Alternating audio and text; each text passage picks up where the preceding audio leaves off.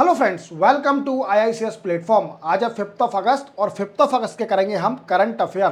दोस्तों, lecture start करने से पहले चैनल को सब्सक्राइब और बेल आइकन प्रेस करना ना भूलें और वीडियो पूरा देखें। चलो लेक्चर स्टार्ट करते हैं। फर्स्ट न्यूज़ है वक्फ बोर्ड। वक्फ बोर्ड एक्ट क्या है और वक्फ प्रॉपर्टी होती क्या है? दोस्तों, वक्फ प्रॉपर्टी समझने के लिए हमें पहले ये समझना पड़ेगा कि 1947 में हमारा देश आज़ाद हुआ था और इसी के साथ इंडिया के दो पार्टीशन हुए जिसको बोलते हैं पाकिस्तान और इंडिया। अब पाकिस्तान में कुछ हिंदू रह रहे थे जो कि पार्टीशन के साथ इंडिया में आ गए और अपने पीछे कई सारी हिंदू प्रॉपर्टी छोड़ गए पाकिस्तान में। वो प्रॉपर्टी एक्वायर कर ली गवर्नमेंट ऑफ पाकिस्तान ने और जो मुस्लिम पाकिस्तानी थे उनने एक्वायर कर ली। इसी के साथ इंडिया में जो मुस्लिम रहते थे वो चले गए पाकिस्तान सेटल होने के लिए और अपने पीछे छोड़ गए प्रॉपर्टी, कई सारी मुस्लिम प्रॉपर्टी। बट इंडियन गवर्नमेंट ने ये प्रॉपर्टी दे दी वक्फ बोर्ड को और इसी के साथ वक्फ एक्ट भी निकाल दिया 1954, जिसमें वक्फ बोर्ड को पावर दी कि ये प्रॉपर्टी जो छोड़ गए मुस्लिम पाकिस्तान सेटल होने के बाद वो उसको मैनेज करें। इसी के साथ इनका पेट नहीं भरा और इनको और पावर चाहिए थी वक्फ बोर्ड को, तो इसी के साथ 1995 में गवर्नमेंट सरकार ने, इंडियन गवर्नमेंट ने एक कानून निकाला जिसको बोलते हैं अमेंडमेंट किया वक्फ बोर्ड एक्ट 1995, मीन्स 1954 का एक्ट का अमेंडमेंट कर दिया और वक्फ बोर्ड को और पावर दे दी। अब इस पर इतनी पावर आ गई कि ये किसी भी प्रॉपर्टी पर हाथ रखती है तो वो प्रॉपर्टी वक्फ बोर्ड की हो जाती है प्रॉपर्टी। ये कुछ भी क्लेम करके बोल देते हैं कि ये प्रॉपर्टी हमारी है तो वो प्रॉपर्टी हो जाएगी वक्फ बोर्ड की।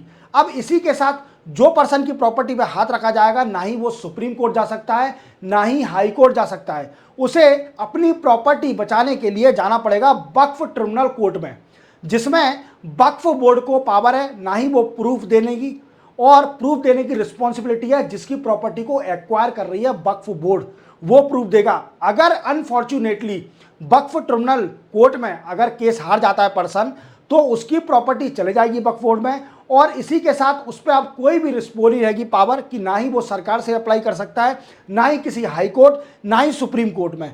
तो इसी के साथ वक्फ बोर्ड ने कई सारी प्रॉपर्टी एक्वायर कर ली। वी कैन से वक्फ बोर्ड ने इलीगली कई सारी प्रॉपर्टी एक्वायर कर ली और वो भारत की तीसरी सबसे बड़ी बोर्ड और तीसरी सबसे बड़ी ऑर्गेनाइजेशन बन गई आफ्टर आर्मी और रेलवे प्रॉपर्टी को होल्ड करने में। तो इलीगली प्रॉपर्टी एक्वायर करने के साथ मोदी सरकार अब इसको चेंज करने जा रही है। जो 1995 का जो कानून था वक्फ बोर्ड एक्ट में, उसको चेंज करने जा रही है। अब इसमें इसकी पावर रिड्यूस करेगी वक्फ बोर्ड की कि जे इलीगल प्रॉपर्टी एक्वायर ना कर सके। चलो समझते हैं क्या होता है। देखो, वक्फ बोर्ड पर पावर है कि वो प्रॉपर्टी एक्वायर कर सकती है, एक्वायर विदाउट एनी प्रूफ, किसी भी प्रूफ के बिना वो प्रॉपर्टी एक्वायर कर सकती है।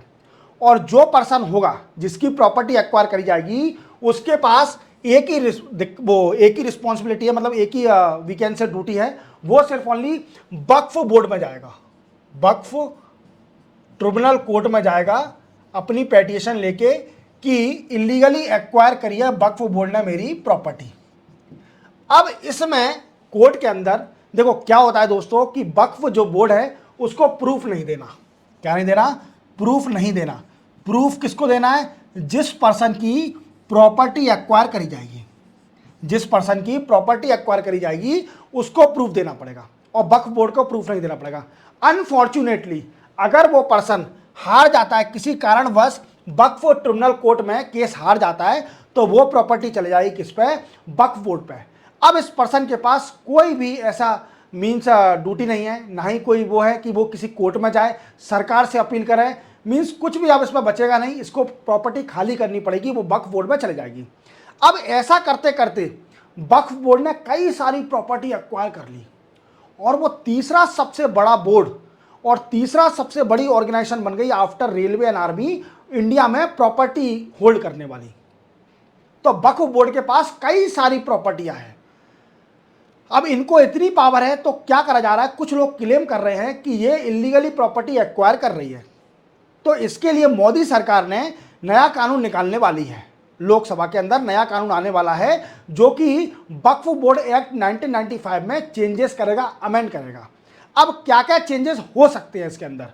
देखो, सबसे पहला चेंजेस होगा इसके अंदर, जो बोला गया है कि जो कंपोजिशन है, मींस वक्फ बोर्ड के मेंबर है, उसमें चेंज करा जाएगा। कंपोजिशन ऑफ वक्फ बोर्ड के जो मेंबर हैं उसमें कई सारा चेंज करा जाएगा। और अगर वक्फ बोर्ड को if Waqf board seek to acquire property need verification. किसकी जरूरत पड़ेगी? उसको वेरिफिकेशन की जरूरत पड़ेगी। पहले क्या था? पहले एक्ट के अंदर जो 1995 का एक्ट था उसमें इसको वेरिफिकेशन नहीं देना पड़ता था, वक्फ बोर्ड को वेरिफिकेशन नहीं देना पड़ता था। वेरिफिकेशन और प्रूफ देना पड़ता था किसको? पर्सन को इन वक्फ ट्रिब्यूनल कोर्ट में। याद रखोगे, वक्फ ट्रिब्यूनल कोर्ट में जो पर्सन की प्रॉपर्टी एक्वायर करने जा रही है वक्फ बोर्ड, उसको प्रूफ देना पड़ता था, वक्फ बोर्ड को प्रूफ नहीं देना पड़ता था। अगर इन केस वो अगर हार गया केस तो वो वक्फ बोर्ड पर चले जाएगी प्रॉपर्टी और उसको खाली करना पड़ेगा। फिर उस पर कोई भी ऐसा वो नहीं है कि वो अपील करे सरकार से, हाई कोर्ट से, सुप्रीम कोर्ट से, मीन्स इस पर कोई अप्लाई नहीं होता। दूसरा चेंजेस, कंपोजिशन होगा वक्फ बोर्ड के अंदर, और अगर वक्फ बोर्ड को कोई भी प्रॉपर्टी एक्वायर करना है तो उसे वेरिफिकेशन करना पड़ेगा, प्रूफ देना पड़ेगा।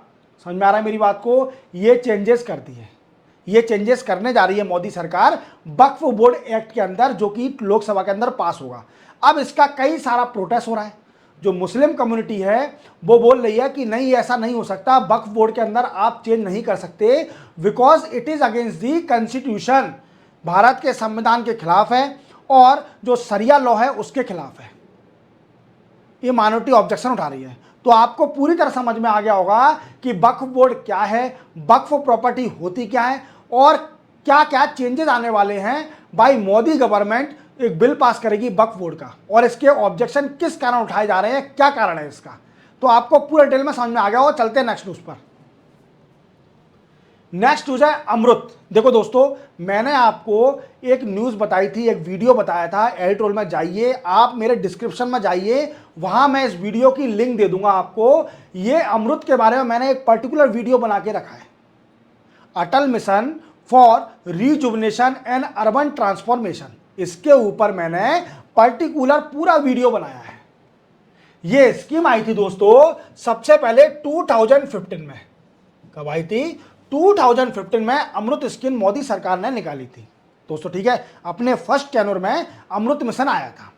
अब अमृत मिशन का मेन मोटिव क्या था दोस्तों? तो इसका मेन मोटिव था provide tap water connection to every household. दूसरा एम था इसका sewage treatment,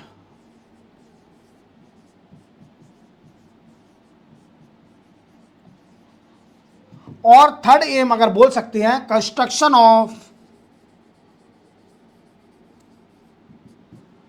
of parks and urban flood mitigation. ये तीन चीजें आप याद रखना, ठीक है। और भी इसमें है। अब क्या है, मोदी आप जानते हो मोदी 3.0 आ गया है, और अभी हर मिनिस्ट्री ने अपना 100 डे एजेंडा निकाला है। क्या निकाला दोस्तों? 100 डे एजेंडा निकाला है। अब इस 100 डे एजेंडा में एक अमृत 2.0 भी आ गया है। मीन्स 1.0 कब था? 2015 में। अब इसको स्कीम को और अच्छा करने के लिए, लोगों को टैप वाटर प्रोवाइड करने के लिए, प्योर वाटर प्रोवाइड करने के लिए, देन आफ्टर फ्लड मिटिगेशन करने के लिए, पार्क बनाने के लिए, सीवेज ट्रीटमेंट को बढ़ाने के लिए, सीवेज ट्रीटमेंट और वेस्ट मैनेजमेंट को बढ़ाने के लिए मोदी सरकार ने अमृत 2.0 निकाला है। और जो मिनिस्ट्री ऑफ हाउसिंग अफेयर है उसके अंडर ये आता है ये मिशन। और 2.0 100 डे एजेंडा का प्लान है। क्या है दोस्तों? 100 डेज एजेंडा का प्लान है। आपको पता है 100 डेज एजेंडा, तो आप जानते हो कि हर मिनिस्ट्री ने 100 डे एजेंडा निकाला है, जिसमें अपने अपने पॉइंट रखे हैं कि 100 दिन के अंदर वो क्या करके दिखाएंगे, ऐसा क्या करेंगे 100 दिन के अंदर जिससे लोगों में अवेयरनेस बढ़े कि हाँ यार अच्छा काम कर रही है सरकार, और जो मैनिफेस्टो वादे किए थे वो निभा रहे हैं कि नहीं निभा रहे हैं। समझ रहे हो मेरी बात को? मैं क्या कहना चाह रहा हूं कि मोदी सरकार अपने आप को शो करना चाहती है कि देखो हम कितना अच्छा काम कर रहे हैं। 100 डेज का हर मिनिस्ट्री ने 100 डेज का एजेंडा निकाला है, चाहे वो एग्रीकल्चर मिनिस्ट्री हो, चाहे आर्ट एंड साइंस हो, चाहे मिनिस्ट्री ऑफ कम्युनिकेशन हो, या वो सिविल एविएशन हो जिसके राम मोहन नायडू हैं, और कई सारी हाउसिंग अफेयर हो। ठीक है, तो कई सारे मिनिस्ट्री ने, हर मिनिस्ट्री 100 डे एजेंडा निकाला है। अब हाउसिंग जो मैंने अर्बन अफेयर है उसके housing and urban affair ministry उसने भी 100 डे एजेंडा निकाला और अमृत 2.0 स्टार्ट कर दिया। अब आपको समझ में आ गया होगा इसका एम होता है सिर्फ ओनली टैप वाटर प्रोवाइड करना to every household in urban area, as well as provide the sewage treatment plant, we can say sewage treatment, then after solid management plant, और इसी के साथ construction of flood mitigation, construction of plan, construction of park to control the climate change in particular areas. These are the aim of Amrit 2.0।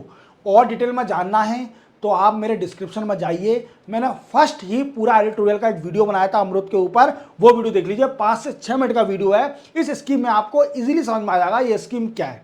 चलते हैं अपन next news पर। Next news है, एक report आई है जो कि ministry of law and justice ने निकाली है। दोस्तों जैसे कि आप जानते हो कि हमारे इंडिया में हमेशा पेंडेंसी ऑफ केस के बारे में डिस्कस किया जाता है। कई सारे पेंडेंसी ऑफ केस है हाई कोर्ट में, सुप्रीम कोर्ट में, बट हम रेयरली डिस्कस करते हैं डिस्ट्रिक्ट कोर्ट के बारे में। क्या डिस्कस करते हैं? डिस्ट्रिक्ट कोर्ट के बारे में रेयरली ही डिस्कस करते हैं। और इसी के साथ डिस्कस करने के साथ अब क्या हुआ है, मिनिस्ट्री ऑफ लॉ जस्टिस ने एक रिपोर्ट निकाली है। क्या रिपोर्ट निकाली है? पहले अपन रिपोर्ट का नाम जान लेते हैं, empirical study of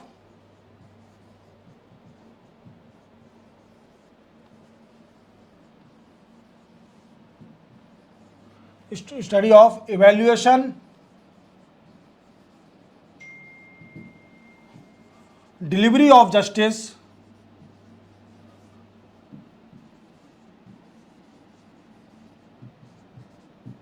through improve infrastructure.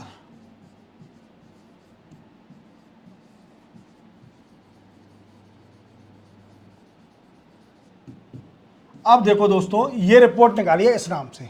अब आप रिपोर्ट का नाम देख के समझ गए होंगे कि इसका मतलब क्या है, क्या बताना चाह रही है ministry of law and justice, इसका मेन मोटिव क्या है।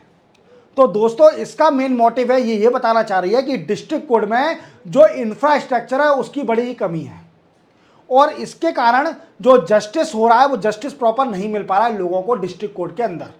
अब इसी के साथ सर्वे किया गया इसका, और रिपोर्ट का टाइटल रखा गया empirical study of evaluation of delivery of justice through improve infrastructure.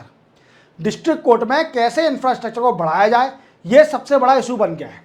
अब देखा गया, सर्वे किया गया तो पता चला कि जो जितने भी मोस्ट ऑफ डिस्ट्रिक्ट कोर्ट है उसमें ओवर क्राउडिंग है, मीन्स स्पेस नहीं है लोगों के लिए बैठने के लिए। क्या नहीं है? Overcrowding, we can say lack of space for the people in court. जो डिस्ट्रिक्ट कोर्ट है उसमें स्पेस की बड़ी कमी है, और कोर्ट रूम में बैठने के लिए स्पेस नहीं है लोगों का, इवन खड़े होने के लिए जगह भी नहीं है। तो आप देख रहे हो डिस्ट्रिक्ट कोर्ट में सबसे पहला सर्वे किया गया तो ये पाया गया कि कई सारे ऐसे डिस्ट्रिक्ट कोर्ट है भारत के अंदर जिसमें बैठने की तो छोड़िए, खड़े होने की जगह भी नहीं है डिस्ट्रिक्ट कोर्ट के अंदर लोगों की। और क्या देखा गया, और सर्वे में पता करा गया कि 45% जो जज हैं उनने रिस्पॉन्ड किया है, सिर्फ ओनली रिस्पॉन्ड किया है that we have infrastructure to check electronic evidence. समझ में आ रहा है आपको कि 45% ही है ऐसे we can say district court जिसमें ऐसा इंफ्रास्ट्रक्चर है कि वो डिजिटली इलेक्ट्रॉनिक एविडेंस को चेक कर सके। तो इसका मतलब 55% जो डिस्ट्रिक्ट कोर्ट है उसमें ऐसी फैसिलिटी है ही नहीं कि वो electronic testimony, electronic we can say evidence को चेक कर सके। तो इससे क्या होगा, जो जस्टिस मिल रहा है उसमें इफेक्ट पड़ेगा। क्या पड़ेगा? उस पर नेगेटिव इफेक्ट पड़ेगा। किस पे? जिसको जस्टिस मिलना है। क्लियर? चलते हैं और देखते हैं और क्या बोला गया जजों ने। जजों ने बोला कि most of district court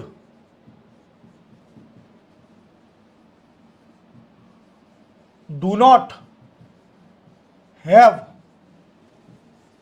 fire safety system. देख रहे हो आप कि कितनी बुरी कंडीशन है हमारे देश के डिस्ट्रिक्ट कोर्टों की।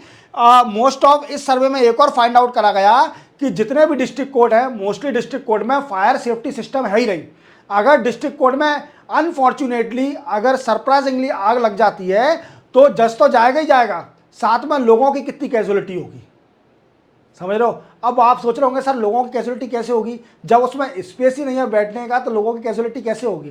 देखो दोस्तों, इतना तो स्पेस है उसके अंदर कि आराम से 5, 10, 15 लोग आराम से बैठ सकें। और इसके साथ साथ क्या है, फाइलों का बड़ा लॉस होगा। जो डिसीजन है डिस्ट्रिक्ट कोर्ट के, फाइल है, रजिस्टर्ड है, उनका कितना लॉस होगा अगर आग लग जाती है। तो ये भी पाया गया इस रिपोर्ट के अंदर कि डिस्ट्रिक्ट कोर्ट में, कई सारे डिस्ट्रिक्ट कोर्ट में फायर सिस्टम तो है ही नहीं, फायर सेफ्टी सिस्टम नहीं है। अगर आग लग जाती है तो पूरा राख होगा सिर्फ ओनली डिस्ट्रिक्ट कोर्ट। समझ रहा मेरी बात को? तो जस्टिस को देने के लिए, डिलीवर करने के लिए, प्रॉपर तरीके से डिलीवर करने के लिए इंफ्रास्ट्रक्चर बढ़ाना पड़ेगा डिस्ट्रिक्ट कोर्ट का। क्या बढ़ाना पड़ेगा? डिस्ट्रिक्ट कोर्ट का। As per the report published by the ministry of law and justice, जिसने ministry of law and justice ने जो रिपोर्ट निकाली है जिसका नाम है empirical study of the evolution of delivery of justice through improve infrastructure. These are the name of report published by the Ministry of Law and Justice that define a district court have a lot of difficulty having infrastructure related to checking the electronic evidence and lack of fire safety system. Even they we can say district court do not have the proper space to sit the people in courtroom. समझ में आ गया? समझ में आ गया। इसी के साथ 5 अगस्त के करंट अफेयर कंप्लीट होते हैं। दोस्तों मिलते हैं कल 6 अगस्त को नए करंट अफेयर के साथ। चैनल को सब्सक्राइब और बेल आइकन प्रेस करना ना भूलें। तब तक के लिए जय हिंद।